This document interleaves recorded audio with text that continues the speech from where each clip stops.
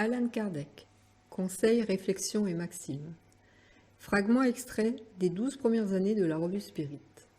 Puisque M. de Buffon a pu dire avec tant de raison, le style, c'est l'homme, pour mieux apprécier Alan Kardec, étudions-le dans son œuvre, car plus nous serons à même de juger les mérites de ce profond penseur, plus notre respect, notre attachement grandiront pour lui.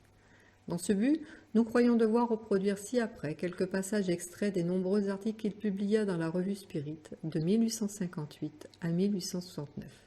Ils nous rappelleront quelques-uns des principes philosophiques sur lesquels le maître aimait souvent revenir. En méditant ces conseils, ces maximes, nous apprendrons à mieux connaître et à mieux aimer le fondateur de la revue Spirit. Revue Spirit 1865, page 328. Dieu me garde d'avoir la présomption de me croire le seul capable, ou le plus capable qu'aucun autre, ou seul chargé d'accomplir les desseins de la Providence. Non, cette pensée est loin de moi. Dans ce grand mouvement rénovateur, j'ai ma part d'action.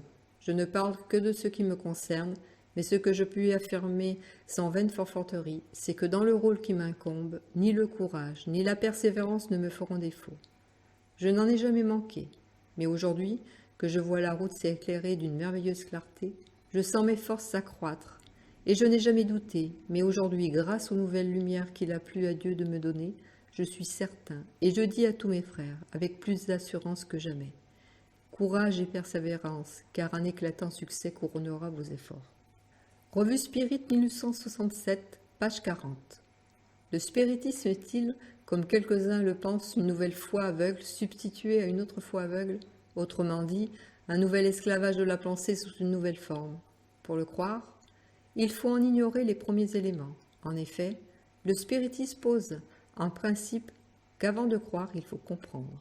Or, pour comprendre, il faut faire usage de son jugement. Voilà pourquoi il cherche à se rendre compte de tout avant de rien admettre, à savoir le pourquoi et le comment de chaque chose. Aussi, les spirites sont-ils plus sceptiques que beaucoup d'autres à l'endroit des phénomènes qui sortent du cercle des observations habituelles. Ils ne reposent sur aucune théorie préconçue ou hypothétique, mais sur l'expérience et l'observation des faits. Au lieu de dire « croyez d'abord et vous comprendrez ensuite si vous pouvez », il dit « comprenez d'abord et vous croirez ensuite si vous le voulez ». Il ne s'impose à personne. Il dit à tous « voyez, observez, comparez et venez à nous librement si cela vous convient ». En parlant ainsi, il se met sur les rangs et court les chances de la concurrence. Si beaucoup vont à lui, c'est qu'il en satisfait beaucoup, mais nul ne l'accepte les yeux fermés. À ceux qui ne l'acceptent pas, il dit « Vous êtes libres, et je ne vous en veux pas. Tout ce que je vous demande, c'est de me laisser ma liberté, comme je vous laisse la vôtre. Si vous cherchez à m'évincer par crainte que je vous supplante, c'est que vous n'êtes pas bien sûr de vous. » Le spiritisme n'est cherchant à écarter aucun des concurrents dans la liste ouverte aux idées, qui doivent prévaloir dans le monde régénéré, et dans les conditions de la véritable libre pensée, n'admettant aucune théorie qui ne soit fondée sur l'observation.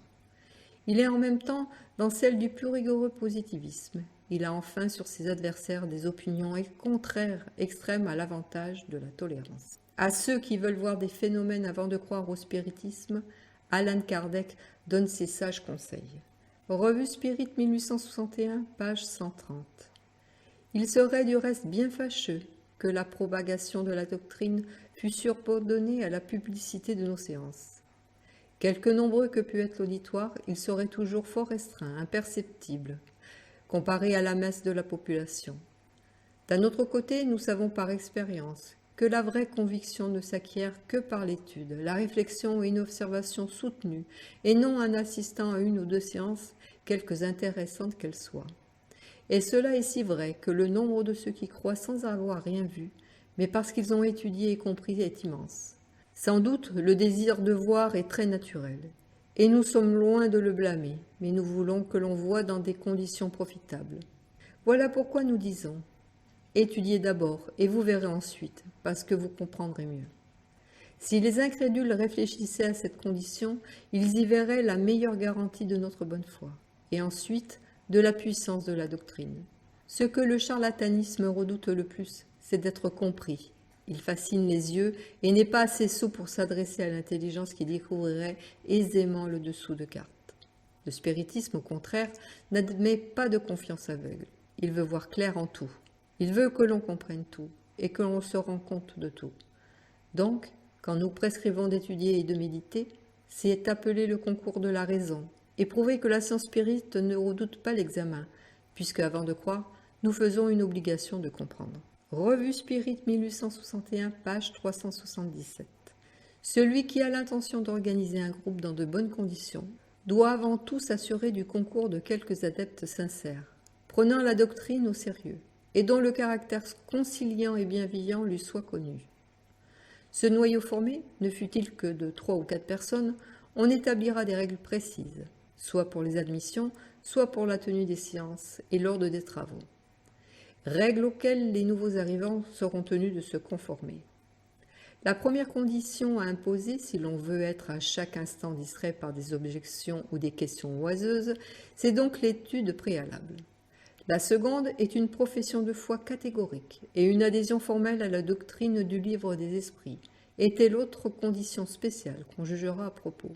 Ceci est pour les membres titulaires ou dirigeants.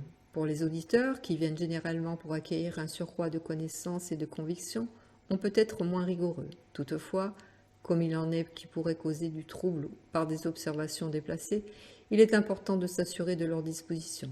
Il faut surtout et sans exception écarter les curieux et quiconque ne serait attiré par un motif frivole. L'ordre et la régularité des travaux sont des choses également essentielles, comme éminemment utile d'ouvrir la séance par la lecture de quelques passages du livre des médiums et du livre des esprits. Par ce moyen, on aura toujours présent à la mémoire les principes de la science et les moyens d'éviter les écueils que l'on rencontre à chaque pas dans la pratique. L'attention se fixera ainsi sur une foule de points qui échappent souvent à une lecture particulière et pourront donner lieu à des commentaires et à des discussions instructives auxquelles les esprits eux-mêmes pourront prendre part. Revue Spirit 1861, page 380. Tout cela, comme on le voit, est d'une exécution très simple et sans rouage compliqué, mais tout dépend du point de départ, c'est-à-dire de la composition des groupes primitifs.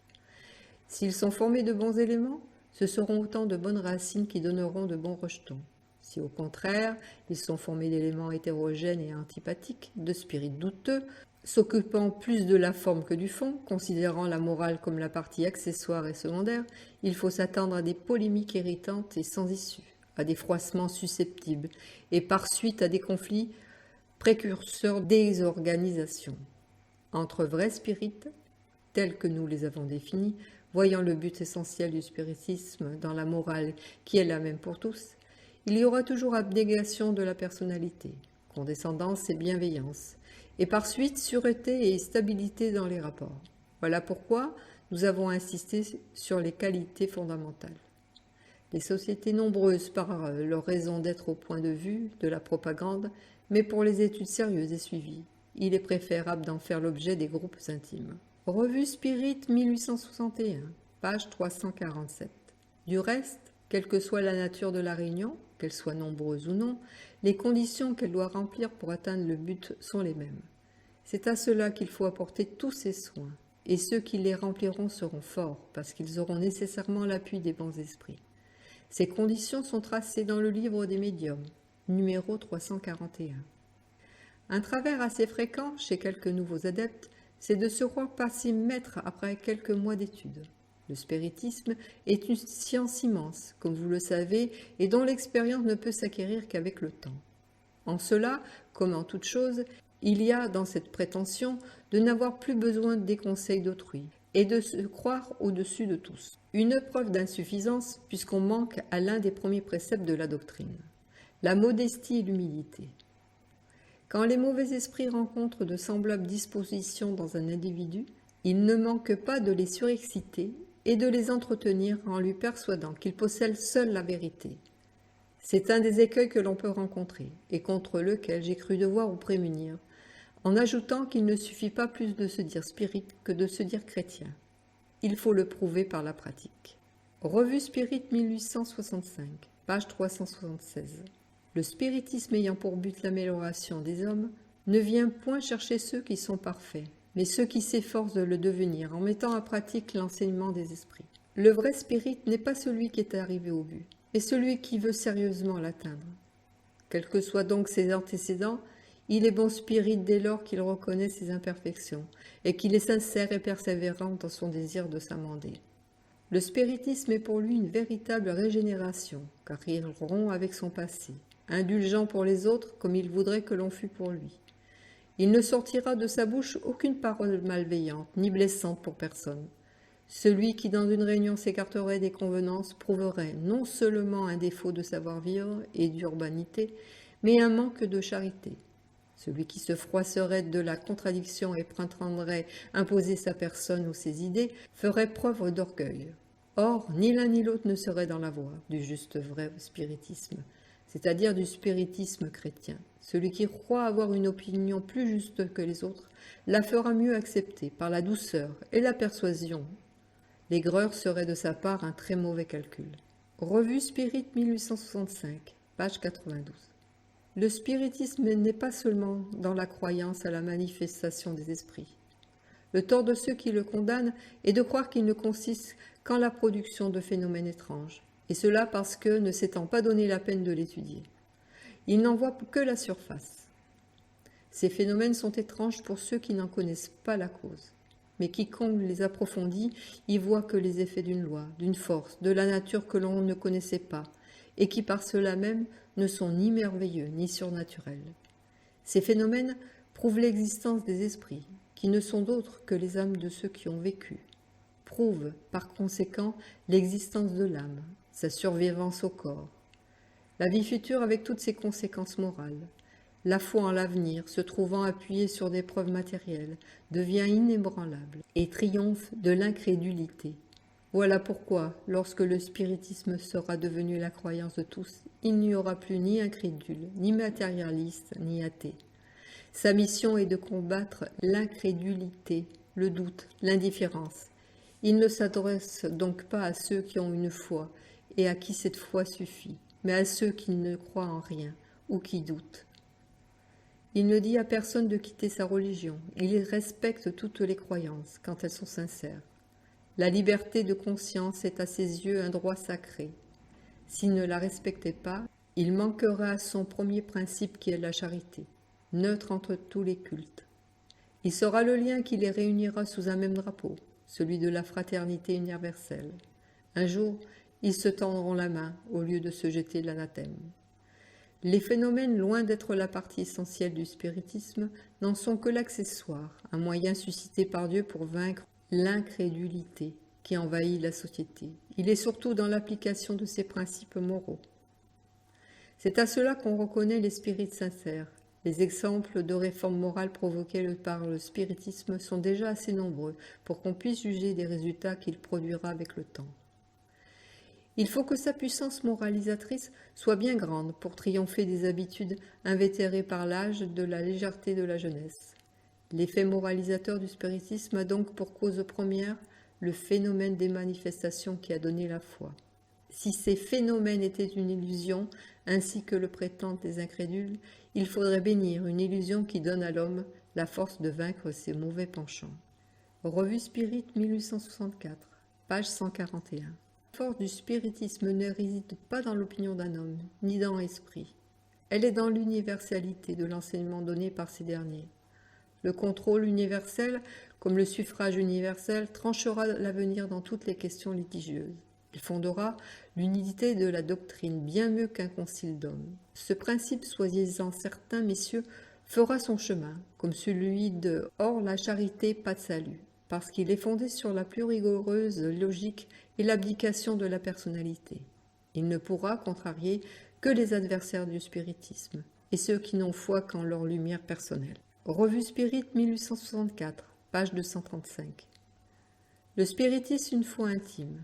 Il est dans le cœur, et non dans les actes extérieurs. Il n'en prescrit aucun qui soit de nature à scandaliser ceux qui ne partagent pas cette croyance. Il recommande de s'en abstenir, par esprit de charité et de tolérance. Revue Spirit 1864, page 100.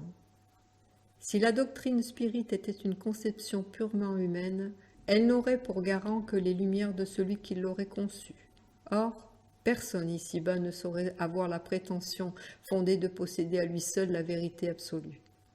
Si les esprits qui l'ont révélée se fussent manifestés à un seul homme, rien n'en garantirait l'origine, car il faudrait croire sur parole celui qui dirait avoir reçu le renseignement.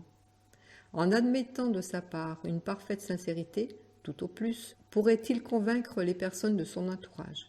Il pourrait avoir des sectaires, mais il ne parviendrait jamais à rallier tout le monde.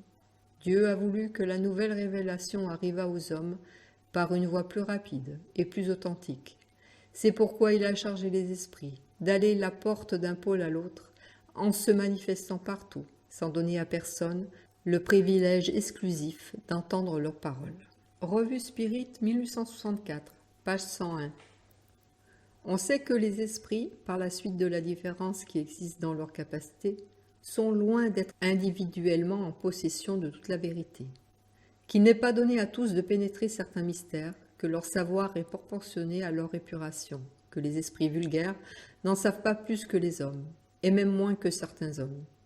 Il y a parmi eux, comme parmi ces derniers, des présomptueux, des faux savants qui croient savoir ce qu'ils ne savent pas, des systématiques qui prennent leurs idées pour la vérité, arbitres de la vérité. En pareil cas, que font les hommes qui n'ont pas eux-mêmes une confiance absolue? Ils prennent l'avis du plus grand nombre, et l'opinion de la majorité est leur guide. Ainsi doit-il être l'égard de l'enseignement des esprits qui nous en fournissent eux-mêmes les moyens. La concordance dans l'enseignement des esprits est donc le meilleur contrôle, mais il faut qu'elle ait lieu dans certaines conditions. La moins sûre de toutes, c'est lorsqu'un médium interroge lui-même plusieurs esprits sur un point douteux. Il est bien évident que s'il est sous l'empire d'une obsession, et s'il a affaire à un esprit trompeur, cet esprit peut lui dire la même chose sous des noms différents. Il n'y a pas non plus une garantie suffisante dans la conformité que l'on peut obtenir par les médiums d'un seul centre, parce qu'ils peuvent subir la même influence. La seule garantie sérieuse est dans la concordance qui existe entre les révélations faites spontanément par l'entremise d'un grand nombre de médiums étrangers les uns aux autres, et dans diverses contrées. On conçoit qu'il ne s'agit point ici des communications relatives à des intérêts secondaires, mais de ce qui se rattache au principe même de la doctrine. Le premier contrôle est sans contredit, celui de la raison, auquel il faut soumettre sans exception tout ce qui vient des esprits. Toute théorie en contradiction manifeste avec le bon sens. Avec une logique rigoureuse et avec les données positives que l'on possède de quelque nom respectable qu'elles soient signées, doit être rejetée. Mais ce contrôle est incomplet dans beaucoup de cas. Par suite de l'insuffisance des lumières de certaines personnes et de la tendance de beaucoup à prendre leur propre jugement pour unique arbitre de la vérité, la seule garantie sérieuse est dans la concordance qui existe entre les révélations faites spontanément par l'entremise d'un grand nombre de médiums mélangés les uns aux autres et dans diverses contrées. Telle est la base sur laquelle nous nous appuyons quand nous formulons un principe de la doctrine. Ce n'est pas parce qu'il est selon nos idées que nous le donnons comme vrai. Nous ne posons nullement en arbitre supérieur de la vérité, et nous ne disons à personne « croyez telle chose » parce que nous le disons.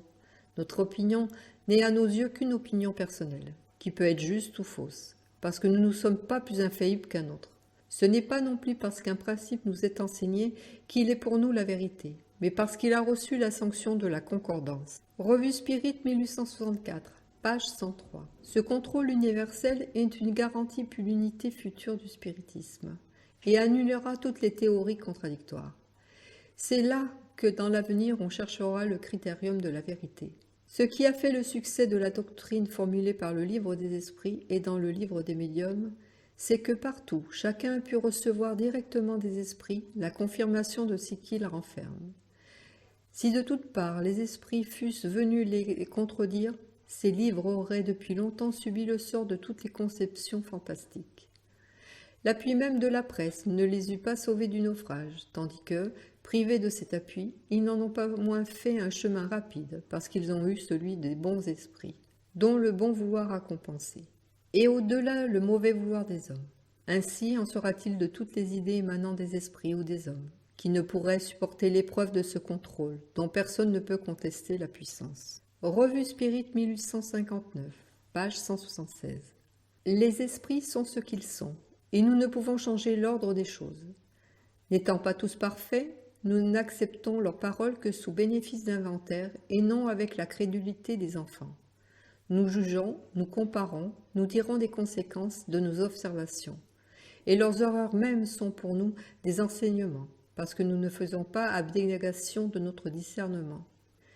Ces observations s'appliquent également à toutes les théories scientifiques qui peuvent donner les esprits. Il serait trop commode de n'avoir qu'à les interroger pour trouver la science toute faite et pour posséder tous les secrets de l'industrie. Nous n'acquérons là la science qu'au prix du travail et des recherches. Leur mission n'est pas de nous affranchir de cette obligation. Nous savons d'ailleurs que non seulement tous ne savent pas tout, mais qu'il y a parmi eux de faux savants comme parmi nous, qui croient savoir ce qu'ils ne savent pas et qui parlent de ce qu'ils ignorent avec l'aplomb le plus imperturbable. Un esprit pourrait donc dire que c'est le soleil qui tourne et non la terre, et sa théorie n'en serait pas plus vraie parce qu'elle viendrait d'un esprit. Que ceux qui nous supposent une crédulité si puérile sachent donc que nous tenons toute opinion exprimée par un esprit pour une opinion individuelle, que nous ne l'acceptons qu'après l'avoir soumise au contrôle de la logique et des moyens d'investigation que nous fournit la science Spirit elle-même. Revue Spirit 1859, page 178. Nos études nous apprennent que le monde invisible qui nous entoure réagit constamment sur le monde visible. Elles nous le montrent comme une des puissances de la nature. Connaître les effets de cette puissance occulte, qui nous domine et nous subjugue à notre insu, n'est-ce pas avoir la clé de plus d'un problème, l'explication d'une foule de faits qui passent inaperçus? Si ces effets peuvent être funestes, connaître la cause du mal, n'est-ce pas avoir le moyen de s'en préserver? Comme la connaissance des propriétés de l'électricité nous a donné le moyen d'atténuer les effets désastreux de la foudre.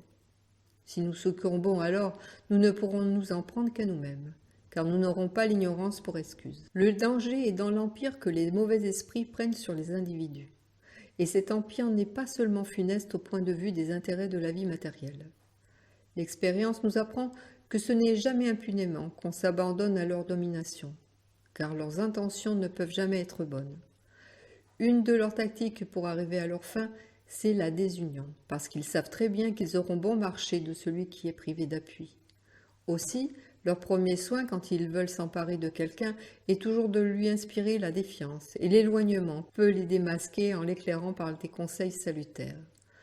Une fois maîtres du terrain, ils peuvent à leur gré le fasciner, en flattant ses inclinations, profitant pour cela de tous les côtés faibles qu'ils rencontrent, pour mieux lui faire sentir ensuite l'amertume des déceptions, le frapper dans ses affections, l'humilier dans son orgueil, et souvent ne l'élever un instant que pour le précipiter de plus haut. Pour se prémunir contre de tels dangers, Alan Kardec nous donne le sage conseil suivant. Revue Spirit 1859, page 180. Je dirais d'abord que d'après leur conseil, le conseil de ces guides, je n'accepte jamais rien sans examen et sans contrôle.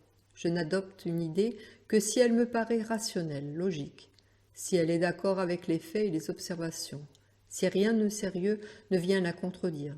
Mais mon jugement ne saurait être un critérium infaillible. L'assentiment que j'ai rencontré chez une foule de gens plus éclairés que moi, c'est une première garantie. J'en trouve une autre non moins prépondérante dans le caractère des communications qui m'ont été faites depuis que je m'occupe de spiritisme. Jamais, je puis le dire, il ne s'y est glissé un seul de ces mots, un seul de ces signes par lesquels se trahissent toujours les esprits inférieurs. Même les plus astucieux, jamais de domination, jamais de conseils équivoques ou contraires à la charité et à la bienveillance.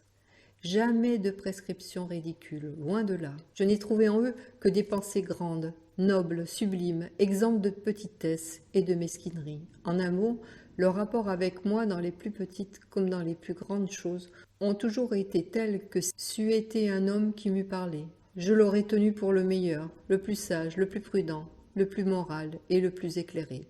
Voilà, messieurs, les motifs de ma confiance, corroborés par l'identité d'enseignements donnés à une foule d'autres personnes, ayant et depuis la publication de mes ouvrages. Revue Spirit 1859, page 182.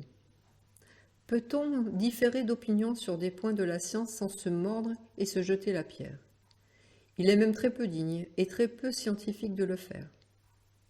Cherchez de votre côté comme nous cherchons du nôtre. L'avenir donnera raison à qui de droit.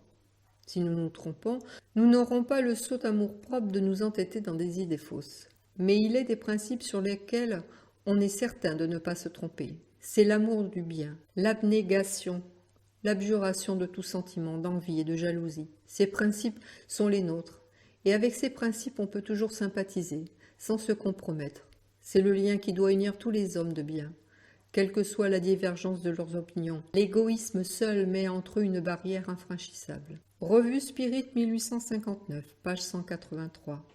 Quoi qu'il arrive, ma vie est consacrée à l'œuvre que nous avons entreprise.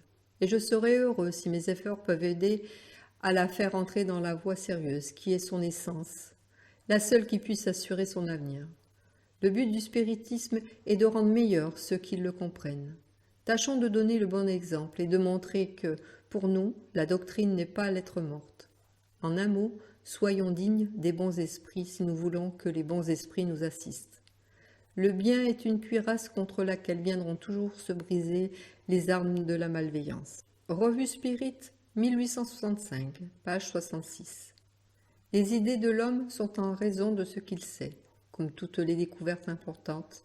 Celle de la constitution des mondes a dû leur donner un autre cours. Sur l'empire de ces nouvelles connaissances, les croyances ont dû se modifier. Le ciel a été déplacé. La région des étoiles étant sans limite, ne peut plus lui en servir. Où est-il? Devant cette question, toutes les religions restent muettes. Le spiritisme vient la résoudre en démontrant la véritable destinée de l'homme. La nature de ce dernier et les attributs de Dieu étant pris pour point de départ, on arrive à la conclusion. L'homme est composé du corps et de l'esprit. L'esprit est l'être principal, l'être de raison, l'être intelligent. Le corps est l'enveloppe matérielle qui revêt temporairement l'esprit pour l'accomplissement de sa mission sur la terre et l'exécution du travail nécessaire à son avancement. Le corps usé se détruit et l'esprit survit à sa destruction. Sans l'esprit, le corps n'est qu'une matière inerte, comme un instrument privé du bras qui le fait agir. Dans le corps, l'esprit est tout. La vie et l'intelligence. En quittant le corps, il rentre dans le monde spirituel d'où il était sorti pour s'incarner. Il y a donc le monde corporel, composé des esprits incarnés, et le monde spirituel, formé des esprits désincarnés. Les esprits sont créés simples et ignorants, mais avec l'aptitude à tout acquérir et à progresser en vertu de leur libre arbitre, par le progrès, ils acquièrent de nouvelles connaissances, de nouvelles facultés, de nouvelles perceptions, et par suite de nouvelles jouissances inconnues aux esprits inférieurs. Ils voient, entendent, sentent et comprennent ce que les esprits arriérés ne peuvent ni voir, ni entendre, ni sentir, ni comprendre. Le bonheur est en raison du progrès accompli, de sorte que deux esprits, l'un peut n'être pas aussi heureux que l'autre, uniquement parce qu'il n'est pas aussi avancé intellectuellement et moralement, sans qu'il ait besoin d'être chacun dans un lieu distinct. Quoiqu'étant à côté l'un de l'autre, l'un peut être dans les ténèbres, tandis que tout est resplendissant autour de l'autre, absolument comme pour un aveugle et un voyant qui se donnent la main. L'un perçoit la lumière qui ne fait aucune impression sur son voisin. Le bonheur des esprits étant inhérent aux qualités qu'ils possèdent, ils le puisent partout où ils se trouvent, à la surface de la terre, au milieu des incarnés ou dans l'espace. Revue Spirit 1865, page 37. La doctrine spirit change entièrement la manière d'envisager l'avenir. La vie future n'est plus une hypothèse, mais une réalité. L'état des âmes après la mort n'est plus un système, mais un résultat d'observation. Le voile est levé. Le monde invisible nous apparaît dans toute sa réalité pratique. Ce ne sont pas les hommes qui l'ont découvert par l'effort d'une conception ingénieuse. Ce sont les habitants même de ce monde qui viennent nous décrire leur situation. Nous les y voyons à tous les degrés de l'échelle spirituelle, dans toutes les phases du bonheur ou du malheur. Nous assistons à toutes les péripéties de la vie d'outre-tombe. Là est pour les spirites la cause du calme avec lequel ils envisagent la mort, de la sérénité de leur dernier instant sur la terre. Ce qui les soutient, ce n'est pas seulement l'espérance, c'est la certitude. Ils savent que la vie future n'est que la continuation de la vie présente, dans de meilleures conditions. Et ils attendent avec la même confiance qu'ils attendent le lever du soleil après une nuit d'orage. Les motifs de cette confiance sont dans les faits dont ils sont témoins, et dans l'accord de ces faits avec la logique, la justice et la bonté de Dieu, et les aspirations intimes de l'homme. Revue Spirit 1865, page 41. Le spiritisme ne s'écartera pas de la vérité et n'aura rien à redouter des opinions contradictoires. Tant que sa théorie scientifique et sa doctrine morale seront une déduction des faits scrupuleusement et consciencieusement observés, sans préjugés, ni symptômes, ni système préconçu. C'est devant une observation plus complète que toutes les théories prématurées et hasardées, écloses à l'origine des phénomènes spirites modernes, sont tombées. Elles sont venues se fondre dans l'imposante unité qui existe aujourd'hui, et contre laquelle ne se roidissent plus que de rares individualités qui diminuent tous les jours. Les lacunes que la théorie actuelle peut encore renfermer se combleront de la même manière. Le spiritisme est loin d'avoir dit son dernier mot quant à ses conséquences, mais il est inébranlable dans cette base, parce que cette base est assise sur des faits. Que les spirites soient donc sans crainte. L'avenir est à eux, qu'ils laissent leurs adversaires se débattre sous l'étreinte de la vérité qui les offusque, car toute dénégation est impuissante contre l'évidence qui triomphe inévitablement par la force des choses. C'est une question de temps, et dans ce siècle-ci, le temps marche à pas de géant sous l'impulsion du progrès. Revue Spirit 1868, page 209. Le spiritisme, par sa nature et ses principes, est essentiellement paisible. C'est une idée qui s'infiltre sans bruit, et si elle trouve de nombreux adhérents, c'est qu'elle plaît. Il n'a jamais fait ni déclamation ni réclame, ni mise en scène quelconque. Fort des lois naturelles sur lesquelles il s'appuie, se voyant grandi, sans effort ni secousse. Il ne va au-devant de personne, il ne violente aucune conscience, il dit ce qui est, et il attend qu'on vienne à lui. Tout le bruit qui s'est fait autour de lui est l'œuvre de ses adversaires, que l'on a attaqués. Il a dû se défendre, mais il a toujours fait avec calme, modération et par le seul raisonnement. Jamais il ne s'est départi de la dignité qui est le propre de toute cause ayant la conscience de sa force morale, rendant injure pour injure, mauvais procédé pour mauvais procédé. Ce n'est pas là, on en conviendra, le caractère ordinaire des partis remuants par nature, fomentant l'agitation et à qui tout est bon pour arriver à leur fin. Mais puisqu'on leur donne ce nom de parti, ils l'acceptent. Certains qui ne le déshonorera par aucun excès, car il répudierait quiconque s'en prévaudrait pour susciter le moindre trouble. Le spiritisme poursuivait donc sa route sans provoquer aucune manifestation publique, tout en profitant de la publicité que lui donnaient ses adversaires.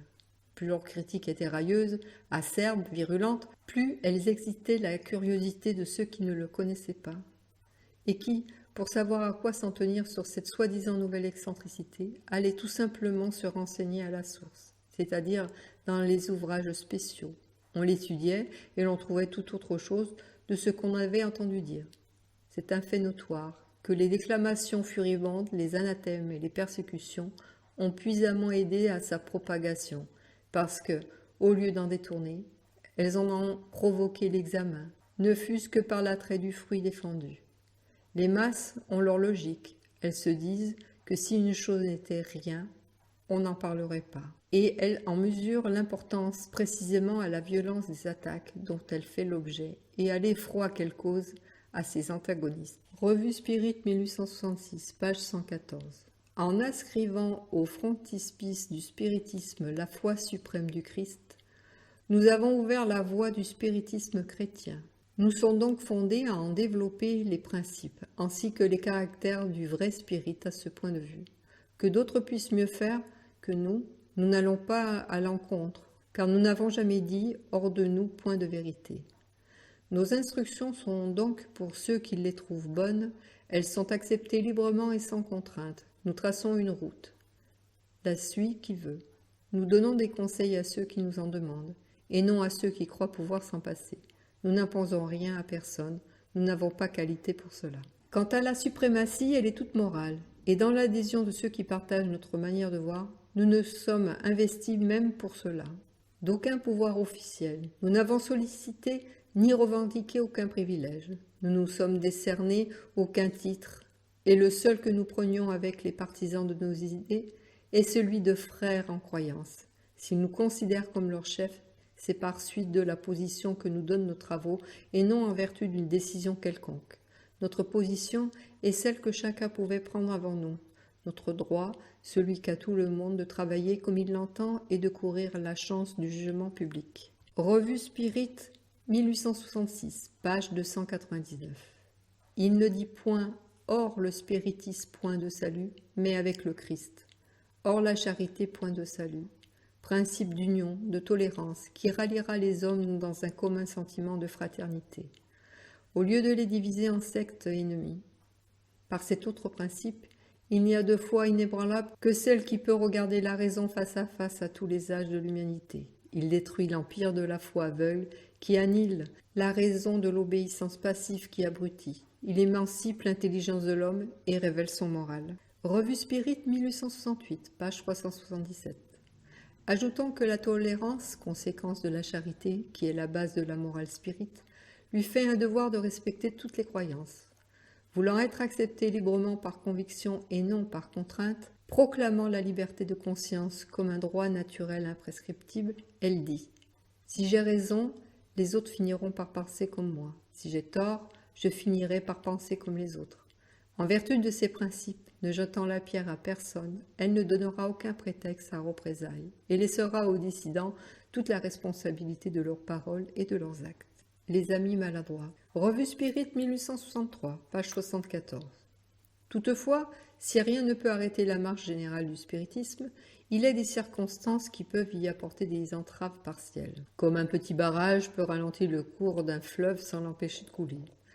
De ce nombre sont les démarches inconsidérées de certains adeptes, plus zélés que prudents, qui ne calculent pas assez la portée de leurs actes ou de leurs paroles. Par là, ils produisent sur les personnes non encore initiées à la doctrine une impression défavorable, bien plus propre à les éloigner que les triables des adversaires. Le spiritisme est sans doute très répandu, mais il le sera encore plus si tous les adeptes avaient toujours écouté les conseils de la prudence et su se tenir dans une sage réserve. Il faut sans doute leur tenir compte de l'intention, mais il est certain que plus d'un a justifié le proverbe « Mieux vaut un ennemi avoué qu'un ami maladroit ». Le pire de cela, c'est de fournir des armes aux adversaires qui savent habilement exploiter une maladresse. Nous ne saurions donc trop recommander aux spirites de réfléchir mûrement avant d'agir. Un pareil cas, la prudence commande de ne pas s'en rapporter à l'opinion personnelle.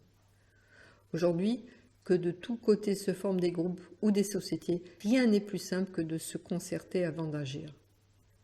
Le vrai spirit n'ayant vu que le bien de la chose, c'est faire abnégation d'amour-propre, croire à sa propre infaillibilité, refuser de se rendre à l'avis de la majorité et persister dans une voie qu'on démontre mauvaise et compromettante. N'est pas le fait d'un vrai spirit. Ce serait faire preuve d'orgueil si ce n'était le fait d'une obsession. Alan Kardec ne cesse de nous mettre en garde contre les communications de certaines catégories d'esprits et nous recommande à chaque instant de toujours passer toutes leurs dictées au creuset de la conscience et de la raison. Revue Spirit 1863, page 75. Ces faux savants parlent de tout, échafaudent des systèmes, créent des utopies ou dictent les choses les plus excentriques, et sont heureux de trouver des interprètes complaisants et crédules qui acceptent leurs élucubrations les yeux fermés. Ces sortes de publications ont de très graves inconvénients, car le médium, abusé lui-même, séduit le plus souvent par son nom apocryphe, les donne comme des choses sérieuses dont la critique s'empare avec empressement pour désigner le spiritisme, tandis qu'avec moins de présomption, il lui suffit de prendre conseil de ses collègues pour être éclairé. Il est assez rare que, dans ce cas, le médium ne cède pas à l'injonction d'un esprit qui veut, hélas, comme certains hommes à toute force, être imprimé, avec plus d'expérience. Il saurait que les esprits vraiment supérieurs conseillent, mais ne s'imposent ni ne flattent jamais et que toute prescription impérieuse est un signe suspect. Revue Spirit 1863, page 159. On ne saurait donc, en fait de publicité, apporter trop de circonspection, ni calculer avec trop de soin l'effet qui peut être produit sur le lecteur. En résumé, c'est une grave erreur de se croire obligé de publier tout ce que dictent les esprits, puisqu'il y en a de bons et d'éclairés, il y en a de mauvais et d'ignorants. Il importe de faire un choix très rigoureux de leur communication, et d'élaguer tout ce qui est inutile, insignifiant, faux, ou de nature à produire une mauvaise impression. Il faut semer, sans doute, mais semer de bonnes graines en temps opportuns. C'est dans ces sortes de travaux médiumniques que nous avons remarqué le plus de signes d'obsession. dont un des plus fréquents est l'injonction de la part de l'esprit de les faire imprimer, et plus d'un pense à tort que cette recommandation suffit à trouver un éditeur empressé et de s'en charger. Revue Spirit, 1863, page 158. Dans toutes les œuvres médiumniques, il convient d'abord d'écarter tout ce qui, étant d'intérêt privé, n'intéresse que celui que cela concerne, puis tout ce qui est vulgaire par le style et les pensées, ou puéril par le sujet. Une chose peut être excellente en elle-même, très bonne pour en faire son instruction personnelle, mais ce qui doit arriver au public exige des conditions spéciales. Malheureusement, l'homme est enclin à se figurer que tout ce qui lui plaît doit plaire aux autres. Le plus habile peut se tromper, le tout est de se tromper le moins possible. Il est des esprits qui se plaisent à entretenir cette illusion chez certains médiums. C'est pourquoi nous ne saurions trop recommander à ces derniers de ne point s'en rapporter à leur propre jugement. Et c'est en cela que les groupes sont utiles. Par la multiplicité des avis qu'ils permettent de recueillir, celui qui, dans ce cas, récuserait l'opinion de la majorité, se croyant plus de lumière que tous, prouverait surabondamment la mauvaise influence sous laquelle il se trouve. Revue Spirit 1864, page 323. C'est un fait constant que le spiritisme est plus entravé par ceux qui le comprennent mal que par ceux qui ne le comprennent pas du tout, et même par ses ennemis déclarés. Et il est à remarquer que ceux qui le comprennent mal ont généralement la prétention de le comprendre mieux que les autres. Il n'est pas rare de voir des novices prétendre au bout de quelques mois en remontrer à ceux qui ont pour eux l'expérience, acquise par des études sérieuses. Ces prétentions qui trahissent l'orgueil est elle-même une preuve évidente de l'ignorance des vrais principes de la doctrine. À un amateur trop crédule, qui se croyait leurré par un médium salarié, demandait à Allan Kardec de le faire poursuivre par la justice des hommes. En attendant qu'il soit châtié par celle de Dieu, le maître répond. Revue Spirit, 1865, page 88. Je regrette que vous ayez pu penser que je servirais en quoi que ce soit à vos désirs vindicatifs, en faisant des démarches pour livrer les coupables à la justice. C'était vous méprendre singulièrement sur mon rôle. Mon caractère et mon intelligence des véritables intérêts du spiritisme. Si vous êtes réellement, comme vous le dites, mon frère en Dieu, croyez-moi, implorez sa clémence et non sa colère, car celui qui appelle cette colère sur autrui court le risque de la faire tomber sur lui-même. Revue Spirit 1869, page 354. Ces phénomènes, mis à la mode par l'attrait de la curiosité, devenus un engouement, ont tenté la cupidité des gens, à l'affût de ce qui est nouveau, dans l'espoir d'y trouver une porte ouverte. Les manifestations semblaient une matière merveilleusement exploitable, et plus d'un songea à s'en faire un auxiliaire de son industrie. D'autres y virent une variante de l'art, de la divination, un moyen peut-être plus sûr que la cartomancie, la chiromancie, le marc de café, etc., pour connaître l'avenir et découvrir les choses cachées, car selon l'opinion d'alors, les esprits devaient tout savoir. Dès que ces gens-là virent que la spéculation glissait de leurs mains et tournait à la mystification, que les esprits ne venaient pas les aider à faire fortune, leur donner de bons numéros à la loterie, leur dire la bonne aventure vraie, leur faire découvrir des trésors ou recueillir des héritages, leur donner quelques bonnes inventions fructueuses et brevetables, supplier à leur ignorance et les dispenser de tout travail intellectuel et matériel, les esprits n'étaient bons à rien, leurs manifestations n'étaient que des illusions. Autant ils avaient prôné le spiritisme tant qu'ils ont eu l'espoir d'en tirer un profit quelconque, autant ils le dénigrèrent quand vint le désappointement. Plus d'un critique qui le bafoue le porterait au nu s'il avait fait découvrir un oncle d'Amérique ou gagné à la bourse. Revue Spirit, 1866, page 78. Nous dirons d'abord que le spiritisme ne peut être responsable des individus qui prennent indûment la qualité de médium, pas plus que la science véritable n'est responsable des escamoteurs qui se disent physiciens. Un charlatan peut donc dire qu'il opère à l'aide des esprits, comme un prestidigitateur dit qu'il opère à l'aide de la psychique. C'est un moyen comme un autre, de jeter de la poudre aux yeux, tant pis pour ceux qui s'y laissent prendre. En second lieu, le spiritisme condamne l'exploitation de la médiumnité, comme contraire au principe de la doctrine, au point de vue moral, et démontrant qu'elle ne doit ni ne peut être un métier ni une profession. Tout médium qui ne lire de sa faculté aucun profit direct ou indirect, ostensible ou dissimulé, écarte par cela même jusqu'à la suspicion d'escroquerie ou de charlatanisme. Dès lors qu'il n'est sollicité par aucun intérêt matériel, la jonglerie serait sans but.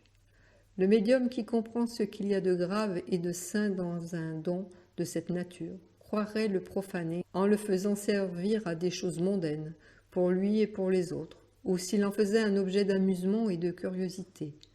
Il respecte les esprits, comme il voudrait qu'on le respectât lui-même quand il sera esprit, et ne les met pas en parade.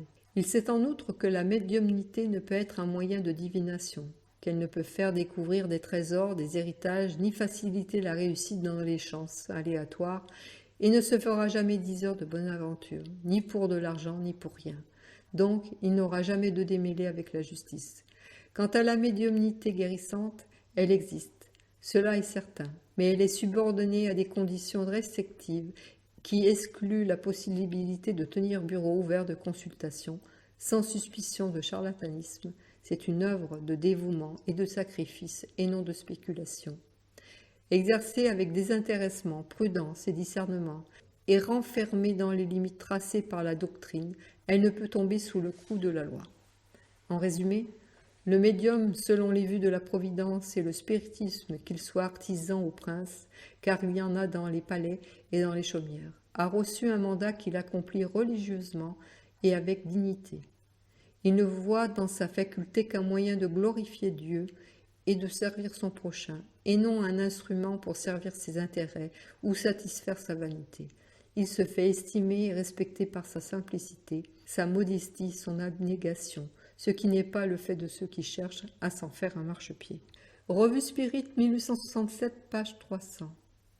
Le désintéressement matériel, qui est un des attributs essentiels de la médiumnité guérissante, serait-il aussi une des conditions de la médecine médianimique? Comment alors concilier les exigences de la profession avec une abnégation absolue? Ceci demande quelques explications, car la position n'est plus la même. La faculté du médium guérisseur ne lui a rien coûté. Elle n'a exigé de lui ni études, ni travail, ni dépenses. Il l'a reçue gratuitement, pour le bien d'autrui. Il doit en user gratuitement. Comme il faut vivre avant tout, il n'a pas par lui-même des ressources qui le rendent indépendant. Il doit en chercher les moyens dans son travail ordinaire, comme il l'eût fait avant de connaître la médiumnité. Il ne donne à l'exercice de sa faculté que le temps qu'il peut matériellement y consacrer. S'il prend ce temps sur son repos et s'il s'emploie à se rendre utile à ses semblables, celui qui aurait consacré à la distraction mondaine, c'est du véritable dévouement. Il n'en a que plus de mérite. Les esprits n'en demandent pas davantage. Il n'existe aucun sacrifice déraisonnable. On ne pourrait considérer comme du dévouement et de l'abnégation l'abandon de son état pour se livrer à un travail moins pénible et plus lucratif. Dans la protection qu'il accorde, les esprits auxquels on ne peut en imposer savent parfaitement distinguer les dévouements réels des dévouements factices. Pro de Spirit. Revue Spirit 1859, page 94. De ce qu'il y a des charlatans qui débitent des drogues sur les places publiques, de ce qu'il y a même des médecins qui, sans aller sur la place publique, trompent la confiance. S'ensuit-il que tous les médecins sont des charlatans? Et le corps médical en est-il atteint dans sa considération? De ce qu'il y a des gens qui vendent de la teinture pour du vin, s'ensuit-il que tous les marchands de vin sont des frelateurs et qu'il n'y a point de vin pur? On abuse de tout, même des choses les plus respectables, et l'on peut dire que la fraude a aussi son génie. Mais la fraude a toujours un but, un intérêt matériel quelconque. Là où il n'y a rien à gagner, il n'y a nul intérêt à tromper. Aussi, avons-nous dit à propos des médiums mercenaires que la meilleure de toutes les garanties est un désintéressement absolu. Revue Spirit 1869, page 42. En stigmatisant l'exploitation comme nous l'avons fait, nous avons la certitude d'avoir préservé la doctrine d'un véritable danger. Danger plus grand que le mauvais vouloir de ses antagonistes avoués, parce qu'il n'y allait rien moins que de son discrédit. Elle leur eut par cela même offert un côté vulnérable, tandis qu'ils se sont arrêtés devant la pureté de ses principes. Nous n'ignorons pas que nous avons suscité contre l'animosité des exploiteurs et que nous nous sommes aliénés leurs partisans, mais que peu nous importe. Notre devoir est de prendre en main la cause de la doctrine et non leur intérêt. Et ce devoir, nous le remplirons avec persévérance et fermeté jusqu'à la fin. Revue Spirit 1864, page 78. Mais ce n'est pas seulement contre la cupidité que les médiums doivent se tenir en garde. Comme il y en a dans tous les rangs de la société, la plupart sont au-dessus de cette tentation. Mais il est un danger bien autrement grand parce que nous y sommes tous exposés. C'est l'orgueil qui en perd le plus grand nombre. C'est contre cet écueil que les plus belles facultés viennent trop souvent se briser. Le désintéressement matériel est sans profit s'il n'est accompagné du désintéressement moral le plus complet. L'humilité, dévouement, désintéressement et abnégation sont les qualités du médium aimé des bons esprits. Revue Spirit 1867, page 8. Il faut se figurer que nous sommes en guerre, que les ennemis sont à notre porte, prêts à saisir l'occasion favorable et qu'ils se ménagent des intelligences dans la place. En cette occurrence, qu'il y a-t-il à faire ? Une chose fort simple, se renfermer strictement dans la limite des préceptes de la doctrine, s'efforcer de rentrer ce qu'elle est par son propre exemple, et décliner toute solidarité avec ce qui pourrait être fait en son nom, et serait de nature à la discréditer, car ce ne saurait être le fait d'adeptes sérieux et convaincus. Il ne suffit pas de dire spirit, celui qui l'est par le cœur le prouve par ses actes. La doctrine, ne prêchant que le bien, le respect des lois, la charité, la tolérance et la bienveillance pour tous, répudiant toute violence faite à la conscience d'autrui, tout charlatanisme, toute pensée intéressée en ce qui concerne les rapports avec les esprits, et toute chose contraire à la morale évangélique. Celui qui ne s'écarte pas de la ligne tracée ne peut encourir ni blâme fondé ou poursuite légale. Bien plus, quiconque prend la doctrine pour règle de conduite ne peut que se concilier l'estime et la considération des gens impartiaux devant le bien, l'incrédulité railleuse elle-même s'incline. Et la calomnie ne peut salir ce qui est sans tache. C'est dans ces conditions que le spiritisme traversera les orages, que l'on amoncellera sur sa route et qu'il sortira triomphant de toutes les luttes. Revue Spirit 1864, page 5. L'état du spiritisme en 1863 peut se résumer ainsi: attaque violente, multiplication des écrits pour et contre, mouvement des idées, extension notable de la doctrine, mais signes extérieurs de nature à produire une sensation générale. Les racines s'étendent, poussent des rejetons, en attendant que l'arbre déploie ses rameaux. Le moment de la maturité n'est pas encore venu. Revue Spirit 1864, page 3. La modération des spirites est ce qui étonne et contrarie le plus leur adversaire. On essaiera de tout pour les en faire sortir, même de la provocation, mais ils sauront déjouer ces manœuvres par leur prudence, comme ils l'ont déjà fait en plus d'une occasion, et ne pas tomber dans les pièges qu'on leur tendra. Ils verront d'ailleurs les instigateurs se prendre dans leur propre filet, car il est impossible que tôt ou tard ils ne montrent pas le bout de l'oreille. Ce sera un moment plus difficile à passer que celui de la guerre ouverte, où l'on voit son ennemi face à face, mais plus l'épreuve sera rude, plus grand sera le triomphe. Au reste, cette campagne a un immense résultat, c'est de prouver l'impuissance des armes dirigées contre le spiritisme. Les hommes les plus capables du parti opposé sont entrés en lice, toutes les ressources de l'argumentation ont été déployées, et, le spiritisme n'ayant pas souffert, chacun est demeuré convaincu qu'on ne pouvait lui opposer aucune raison péremptoire. Et la plus grande preuve de la pénurie de bonnes raisons, c'est qu'on a eu recours à la triste et ignoble ressource de la calomnie. Mais on a beau vouloir faire dire au spiritisme le contraire de ce qu'il dit, la doctrine est là, écrite en termes si clairs, qu'il défie toute fausse interprétation. C'est pourquoi l'odieux de la calomnie retombe sur ceux qui l'emploient. Revue Spirit 1864, page 198. L'opposition que l'on fait à une idée est toujours à raison de son importance. Si le spiritisme eût été une utopie, on ne s'en serait pas plus occupé que tant d'autres théories. L'acharnement de la lutte est l'indice certain que l'on prend au sérieux.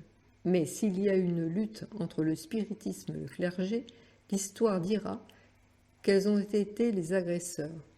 Les attaques et les calomnies dont il a été l'objet, l'ont forcé de retourner les armes contre lui qu'on lui lançait et de montrer le côté vulnérable de ses adversaires. Ceux-ci, en le harcelant, l'ont-ils arrêté dans sa marche? Non, c'est un fait acquis.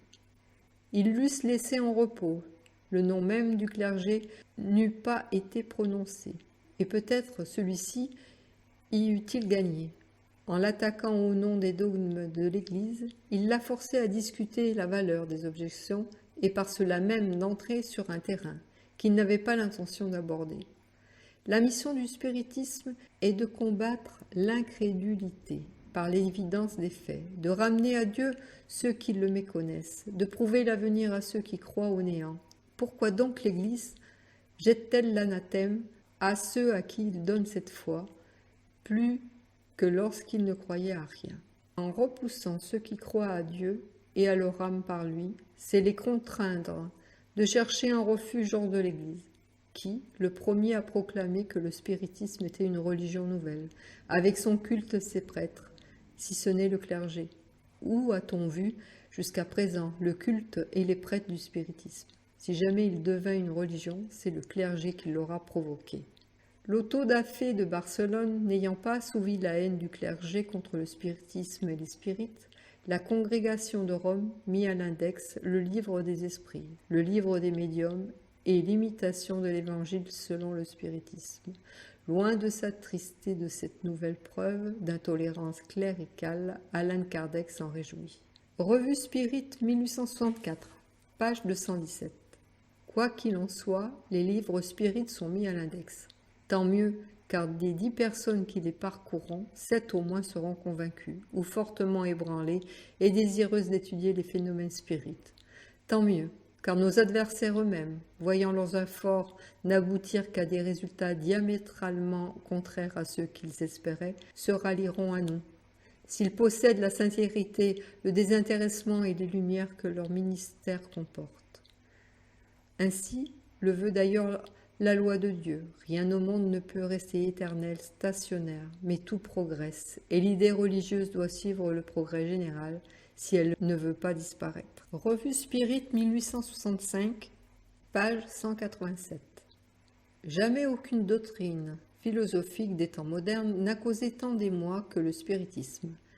Jamais n'a été attaqué avec tant d'acharnement. C'est la preuve évidente qu'on lui reconnaît plus de vitalité et des racines plus profondes qu'aux autres, quand on ne prend pas la pioche pour arracher un brin d'herbe. Les spirites, loin de s'en effrayer, doivent s'en réjouir, puisque cela prouve l'importance et la vérité de la doctrine. Si ce n'était qu'une idée éphémère et sans consistance, une mouche qui vole, on ne tirerait pas dessus à boulet rouge. Si elle était fausse, on la battrait en brèche avec des arguments solides qui en auraient déjà triomphé. Mais puisqu'aucun de ceux qu'on lui a opposés n'a pu l'arrêter, c'est que personne n'a trouvé le défaut de la cuirasse. Ce n'est cependant ni le talent ni la bonne volonté qui ont manqué à ses antagonistes. Revue Spirit 1864, page 190. Le spiritisme marche à travers des adversaires nombreux qui, n'ayant pu le prendre par la force, essayent de le prendre par la ruse. Il s'insinue partout, sur tous les masques, et jusque dans les réunions intimes, dans l'espoir d'y surprendre un fait ou une parole que souvent ils auront provoqué, et qu'ils espèrent exploiter à leur profit. Compromettre le spiritisme et le rendre ridicule, telle est la tactique à l'aide de laquelle ils espèrent discréditer d'abord, pour avoir plus tard un prétexte d'en faire interdire, si cela se peut, l'exercice public. C'est le piège contre lequel il faut se tenir en garde, car il est tendu de tous côtés, et auquel, sans le vouloir, donne la main à ceux qui se laissent aller aux suggestions des esprits trompeurs et mystificateurs. Revue Spirit 1869, page 357. Travaillons à comprendre, à grandir notre intelligence et notre cœur. Luttons avec les autres, mais luttons de charité et d'abnégation. Que l'amour du prochain inscrit sur notre drapeau soit notre devise. La recherche de la vérité, de quelque part qu'elle vienne, notre but unique. Avec de tels sentiments, nous braverons la raillerie de nos adversaires et la tentative de nos compétiteurs. Si nous nous trompons, nous n'aurons pas le sot amour-propre de nous entêter dans des idées fausses. Mais il est des principes sur lesquels on est certain de ne jamais se tromper. c'est l'amour du bien, l'abnégation, l'abjuration de tout sentiment d'envie et de jalousie. Ces principes sont les nôtres. Nous voyons en eux le lien qui doit unir tous les hommes de bien. Quelle que soit la divergence de leurs opinions, l'égoïsme et la mauvaise foi montent seuls entre eux des barrières infranchissables. Mais quelle sera la conséquence de cet état de choses? Sans contredit, les menées des faux frères pourront apporter momentanément quelques perturbations partielles. C'est pourquoi il faut faire tous ces efforts pour les déjouer autant que possible. Mais elles n'auront nécessairement qu'un temps et ne sauraient être préjudiciables pour l'avenir. D'abord, parce qu'elles sont une manœuvre d'opposition qui tombera par la force des choses. En outre, quoi que dise et quoi qu'on fasse, on ne saurait ôter à la doctrine son caractère distinctif, sa philosophie rationnelle et logique, sa morale consolante et régénératrice. Aujourd'hui, les bases du spiritisme sont posées d'une manière inébranlable. Les livres écrits, sans équivoque et mis à la portée de toutes les intelligences, seront toujours l'expression claire et exacte de l'enseignement des esprits, et la transmettront intacte à ceux qui viendront après nous. Il ne faut pas perdre de vue que nous sommes dans un moment de transition, et que nulle transition ne s'opère sans conflit. Il ne faut donc pas s'étonner de voir s'agiter certaines passions. Les ambitions compromises, les intérêts froissés, les prétentions déçues, mais peu à peu tout cela s'éteint. La fièvre se calme, les hommes passent et les idées nouvelles restent. Spirit, si vous voulez être invincible, soyez bienveillant et charitable. Le bien est une cuirasse contre laquelle viendront toujours se briser les manœuvres de la malveillance. Revue Spirit 1865, page 264. En attendant, faisons le bien le plus possible à l'aide du spiritisme. En attendant, faisons le bien le plus possible à l'aide du spiritisme. Faisons en même à nos ennemis. Dussions-nous être payés d'ingratitude. C'est le meilleur moyen de vaincre certaines résistances et de prouver que le spiritisme n'est pas aussi noir que quelques-uns le prétendent. Revue Spirit 1864, page 326. Le spiritisme, je le répète, en démontrant non par hypothèse mais par des faits l'existence d'un monde invisible et l'avenir qui nous attend, change totalement le cours des idées. Il donne à l'homme la force morale, le courage et la résignation parce qu'il ne travaille plus seulement pour le présent mais pour l'avenir. Il sait que s'il ne jouit pas aujourd'hui, il jouira demain, en démontrant l'action de l'élément spirituel sur le monde matériel. Il élargit le domaine de la science et ouvre par cela même une nouvelle voie au progrès matériel. L'homme alors aura une base solide pour l'établissement de l'ordre moral sur la terre. Il comprendra mieux la solidarité qui existe entre les êtres de ce monde, puisque cette solidarité se perpétue indéfiniment. La fraternité n'est pas un vain mot, elle tue l'égoïsme au lieu d'être tué par lui. Et tout naturellement, l'homme imbu de ses idées y conformera ses lois et ses institutions sociales. Revue Spirit 1864, page 26. La charité et la fraternité se reconnaissent à leur œuvre et non aux paroles. C'est une mesure d'appréciation qui ne peut tromper que ceux qui s'aveuglent sur leur propre mérite, mais non les tiers désintéressés. C'est la pierre de touche à laquelle on reconnaît la sincérité des sentiments. Et quand on parle de charité en spiritisme, on sait qu'il ne s'agit pas seulement de celle qui donne, mais aussi et surtout de celle qui oublie et qui pardonne, qui est bienveillante et indulgente, qui répudie tout sentiment de jalousie et de rancune. Toute réunion spirite qui ne serait pas fondée sur le principe de la vraie charité serait plus nuisible qu'utile à la cause parce qu'elle tendrait à diviser au lieu de réunir. Elle porterait d'ailleurs en elle-même son élément destructeur. Nos sympathies personnelles seront donc toujours acquises à toutes celles qui prouveront par leur acte le bon esprit qui les anime, car les bons esprits ne peuvent inspirer que le bien. Revue Spirit 1867, page 278. Un des derniers caractères de la révélation spirit, et qui ressort des conditions même dans lesquelles elle a été faite, c'est que, s'appuyant sur des faits, elle ne peut être qu'essentiellement progressive, comme toutes les sciences d'observation. Par son essence, elle contracte alliance avec la science qui, étant exposée des lois de la nature, dans un certain ordre de faits, ne peut être contraire à la volonté de Dieu, l'auteur de ces lois. Les découvertes de la science glorifient Dieu au lieu de l'abaisser. Elles ne détruisent que ce que les hommes ont bâti sur des idées fausses qu'ils se sont faites de Dieu. Le spiritisme ne pose donc en principe absolu que ce qui est démontré avec évidence, ou qui ressort logiquement de l'observation, touchant toutes les branches de l'économie sociale auxquelles il prête l'appui de ses propres découvertes. Il s'assimilera toujours de toutes les doctrines progressives, de quelque ordre qu'elles soient, arrivées à l'état de vérité pratique, et sorti du domaine de l'utopie. Sans cela, il se suiciderait, en cessant d'être ce qu'il est. Il mentirait à l'origine et à son but providentiel. Le spiritisme marchant avec le progrès ne serait jamais débordé, parce que si de nouvelles découvertes lui montraient qu'il est dans l'erreur sur un point, il se modifierait sur ce point. Si une nouvelle vérité se révèle, il l'accepte. Revue Spirit, 1869, page 258. Le spiritisme n'est pas plus solidaire de ceux qui lui plaît de se dire spirit que la médecine des charlatans qui l'exploitent, ni la saine religion des abus ou même des crimes commis en son nom. Il ne reconnaît pour ses adeptes que ceux qui mettent en pratique ses enseignements, c'est-à-dire qui travaillent à leur propre amélioration morale, en s'efforçant de vaincre leurs mauvaises inclinations, d'être moins égoïstes et moins orgueilleux, plus doux, plus humbles, plus patients, plus bienveillants, plus charitables envers le prochain, plus modérés en toutes choses, parce que c'est le signe caractéristique du vrai spirit. Revue Spirit 1869, page 25. La connaissance des lois qui régissent le principe spirituel se rattache d'une manière directe à la question du passé et de l'avenir de l'homme. Sa vie est-elle bornée à l'existence actuelle? En entrant dans ce monde, sort-il du néant et y rentre-t-il en le quittant? A-t-il déjà vécu et vivra-t-il encore? Comment vivra-t-il? Et dans quelles conditions? En un mot, d'où vient-il et où va-t-il? Pourquoi est-il sur terre et pourquoi y souffre-t-il? Telles sont les questions que chacun se pose, parce qu'elles ont pour tout le monde un intérêt capital. Et aucune doctrine n'en a encore donné de solution rationnelle.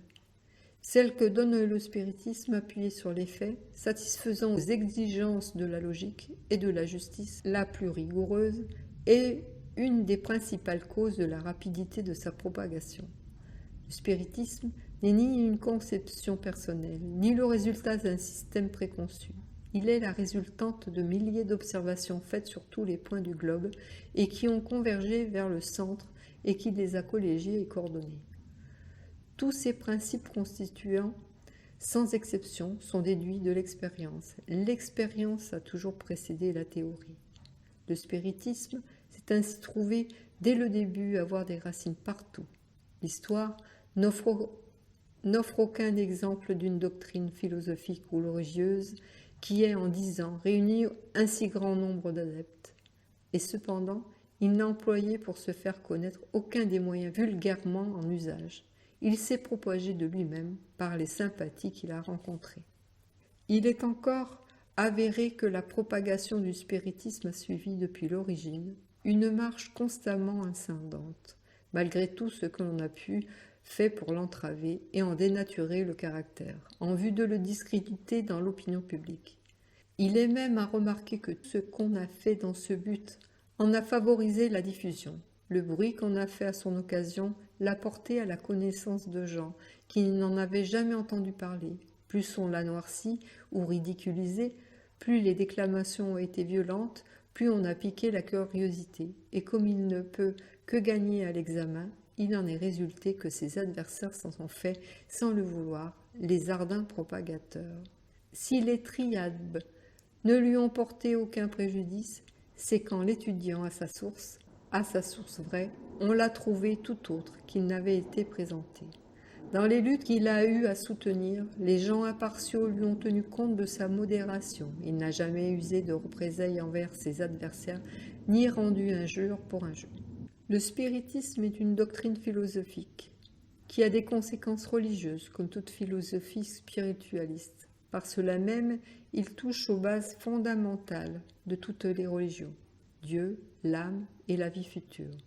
Mais ce n'est point une religion constituée, attendu qu'il n'y a ni culte, ni rite, ni temple, et que parmi ses adeptes, aucun n'a de prêtre ou de grand prêtre. Ces qualifications sont une pure invention de la critique. On est spirit par cela seul qu'on sympathise avec les principes de la doctrine, et qu'on y conforme sa conduite. C'est une opinion, comme une autre, que chacun doit avoir le droit de professer comme à celui d'être juif, catholique, protestant, fourriériste, saint-simonien, volontérien, cartésien, déiste et même matérialiste. Le spiritisme proclame la liberté de conscience comme un droit naturel. Il la réclame pour les siens, comme pour tout le monde. Il respecte toutes les convictions sincères et demande pour lui la réciprocité.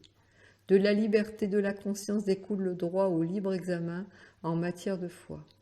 Le spiritisme combat le principe de la foi aveugle, comme imposant à l'homme l'abdication de son propre jugement. Il dit que toute foi imposée est sans racine. C'est pourquoi il inscrit au nombre de ses maximes « Il n'y a de foi inébranlable que celle qui peut regarder la raison face à tous les âges de l'humanité. » Conséquence, avec ces principes, le spiritisme ne s'impose à personne. Il veut être accepté librement et par conviction. Il expose ses doctrines et reçoit ceux qui viennent à lui volontairement. Il ne cherche à détourner personne de ses convictions religieuses. Il ne s'adresse pas à ceux qui ont une foi et à qui cette foi suffit, mais à ceux qui, n'étant pas satisfaits de ce qu'on leur a donné, cherchent quelque chose de mieux. Pour compléter cette étude sur Allan Kardec et son œuvre, et préciser le but que le maître voulait assigner au spiritisme, nous croyons utile de reproduire pour terminer les passages suivants du dernier chapitre de la Genèse, « Les temps sont arrivés », numéro 14. La vie spirituelle est la vie normale et éternelle de l'esprit, et l'incarnation n'est qu'une forme temporaire de son existence. Sauf le vêtement extérieur, il n'y a donc identité entre les incarnés et les désincarnés. Ce sont les mêmes individualités sous deux aspects différents, appartenant tantôt au monde visible, tantôt au monde invisible, se retrouvant soit dans l'un, soit dans l'autre, concourant dans l'un et dans l'autre au même but, par des moyens appropriés à leur situation. De cette loi découle celle de la perpétuité des rapports entre les êtres. La mort ne les sépare point et ne met point de terme à leurs relations sympathiques, ni à leurs devoirs réciproques. De là, la solidarité de tout pour chacun et de chacun pour tous, de là aussi, la fraternité. Les hommes ne vivront heureux sur terre que lorsque ces deux sentiments seront entrés dans leur cœur et dans leurs mœurs, car alors ils y conformeront leurs lois et leurs institutions. Ce sera là un des principaux résultats de la transformation qui s'opère. De la solidarité et de la fraternité, avec la croyance que la mort rend à tout jamais les hommes étrangers les uns aux autres. Par la loi de la perpétuité, des rapports qui lient tous les êtres, le spiritisme fonde ce double principe sur les lois mêmes de la nature. Il en fait non seulement un devoir, mais une nécessité. Par celle de la pluralité des existences, l'homme se rattache à tout ce qui s'est fait et ce qui se fera, aux hommes du passé et à ceux de l'avenir. Il ne peut plus dire qu'il n'y a rien de commun entre ceux qui meurent, puisque les uns et les autres se retrouvent sans cesse dans ce monde et dans l'autre, pour gravir ensemble l'échelle du progrès et se prêter un mutuel appui. La fraternité n'est plus circonscrite à quelques individus que le hasard rassemble pendant la durée éphémère de la vie. Elle est perpétuelle, comme la vie de l'esprit universel, comme l'humanité, qui constitue une grande famille dont tous les membres sont solidaires les uns des autres, et quelle que ce soit l'époque à laquelle ils ont vécu. Telles sont les idées qui ressortent du spiritisme, et qu'il suscitera parmi tous les hommes quand il sera universellement répandu, compris, enseigné et pratiqué. Avec le spiritisme, la fraternité, synonyme de la charité prêchée par le Christ, n'est plus en vain mot, elle a sa raison d'être. Du sentiment de la fraternité naît celui de la réciprocité et des devoirs sociaux. D'homme à homme, de peuple à peuple, de race à race, de ces deux sentiments bien compris sortiront forcément les institutions les plus profitables au bien-être de tous. Numéro 15. La fraternité doit être la pierre angulaire du nouvel ordre social, mais il n'y a pas de fraternité réelle, solide et effective si elle n'est pas appuyée par une base inébranlable. Cette base, c'est la foi. Non la foi en tel ou tel dogme particulier qui change avec les temps et les peuples et se jette la pierre, car en s'anathématisant, ils entretiennent l'antagonisme, mais la foi dans les principes fondamentaux que tout le monde peut accepter. Dieu, l'âme, l'avenir, le progrès individuel, indéfini, la perpétuité des rapports entre les êtres. Quand tous les hommes seront convaincus que Dieu est le même pour tous, que ce Dieu souverainement juste et bon ne peut rien vouloir d'injuste, que le mal vient des hommes et non de lui, ils se regarderont comme les enfants d'un même père et se tendront la main. Cette foi que donne le spiritisme, qui sera désormais le pivot sur lequel se mouvra le genre humain, quel que soit le mode d'adoration et leurs croyances particulières, que le spiritisme respecte, mais dont il n'a pas à s'occuper. De cette foi seule peut sortir le véritable progrès, parce que seule elle donne une sanction logique aux droits légitimes et aux devoirs. Sans elle, le droit est celui que donne la force, le devoir un code humain imposé par la contrainte. Sans elle, qu'est-ce que l'homme? Un peu de matière qui se dissout, un être éphémère qui ne fait que passer. Le génie même n'est qu'une étincelle qui brille un instant pour s'éteindre à tout jamais. Il n'y a certes pas là de quoi le relever beaucoup à ses propres yeux. Avec une telle pensée, où sont réellement les droits et les devoirs? Quel est le but du progrès? Seule cette foi fait sentir à l'homme sa dignité, la perpétuité, la progression de son être, non dans un avenir mesquin et circonscrit à la personnalité, mais grandiose et splendide. Cette pensée l'élève au-dessus de la terre. Il se sent grandir en songeant qu'il a son rôle dans l'univers, que cet univers est son domaine, qu'il pourra parcourir un jour, et que la mort ne fera pas de lui une nullité, ou un être inutile à lui-même et aux autres. Le progrès intellectuel accompli jusqu'à ce jour dans les plus vastes proportions est un grand pas et marque la première phase de l'humanité. Mais seul, il est impuissant à la régénérer. Tant que l'homme sera dominé par l'orgueil et l'égoïsme, il utilisera son intelligence et ses connaissances au profit de ses passions, de ses intérêts personnels. C'est pourquoi il les applique au perfectionnement, des moyens de nuire aux autres et de s'en détruire, et de s'entre-détruire. Le progrès moral seul peut assurer le bonheur des hommes sur la terre en mettant un frein aux mauvaises passions. Seul, il peut faire régner entre eux la concorde, la paix, la fraternité.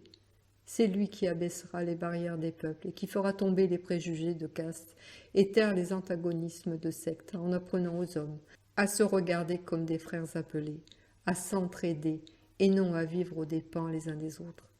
C'est encore le progrès moral, secondé ici par le progrès de l'intelligence, qui confondra les hommes dans une même croyance établie sur les vérités éternelles, non sujettes à discussion et par cela même acceptées par tous. L'unité de la croyance sera le lien le plus puissant, le plus solide fondement de la fraternité universelle, brisé de tout temps par les antagonismes religieux qui divisent les peuples et les familles, qui font voir dans le prochain des ennemis qu'il faut fuir, combattre, exterminer, au lieu de frères qu'il faut aimer. Allan Kardec.